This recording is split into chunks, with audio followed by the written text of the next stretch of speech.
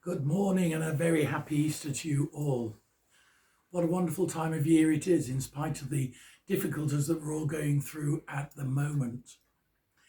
One thing I love about Easter, certainly from the point of view of the scriptures, are those beautiful resurrection appearances of Jesus.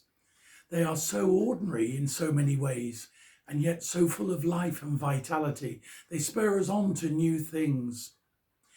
And I think of all the stories, the one I like the most is the story of Jesus appearing to the disciples on the Emmaus Road. Emmaus, a little village about 7 miles outside Jerusalem. The disciples who were walking back were downcast with heavy hearts. They knew of the crucifixion, but as yet nothing of the resurrection. And so it was that they walked with Jesus on that road, not knowing, of course, that it was him. And he explained all the scriptures to them, and they were enlightened.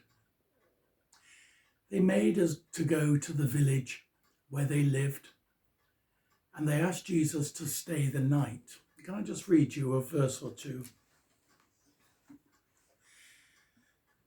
So they drew near to the village to which they were going, and he appeared to be going further, but they constrained him, saying, "Stay with us, for it is toward evening and the day is over." So he went to stay with them. When Jesus was at table with them, he took the bread, blessed it and brake it, and gave it to them, and their eyes were opened, and they recognized him, and he vanished from their sight. Then they said to each other, "Did our hearts not burn within us while he talked to us on the road, while he opened to us the scriptures?" And they rose that same hour and returned to Jerusalem. For me, what is so beautiful about that story is that Jesus was recognized in the breaking of the bread. Sadly, there are strands of our church, Anglican Church and other churches, particularly the free churches, that have a very low doctrine, a very low understanding of what the sacraments are. And yet they are the living presence of Jesus with us now. Jesus comes to us in so many ways, but particularly through the sacraments administered through the church. On the first Maundy Thursday, Jesus took bread, gave thanks, brake it, and gave it to his disciples and said, "Do this to make me present." Sadly, remembrance is such a poor word for that action. Do this to make me present.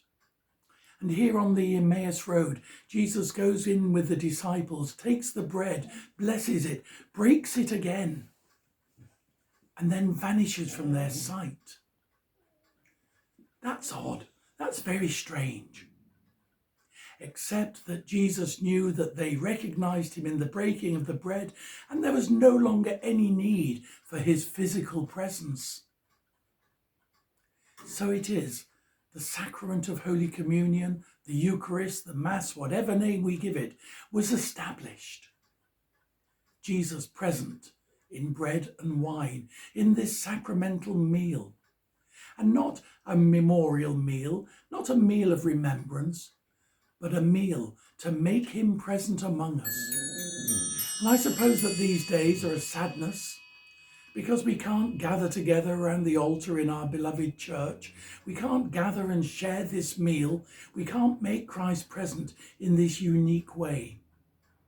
I do it on behalf of all of you, of course, at the makeshift altar in my study. But the day will dawn when we gather again, and I hope that the sacrament will mean more then than it does now, when we realise that Christ is truly present among us, that he is one with us, that Jesus is Lord of all.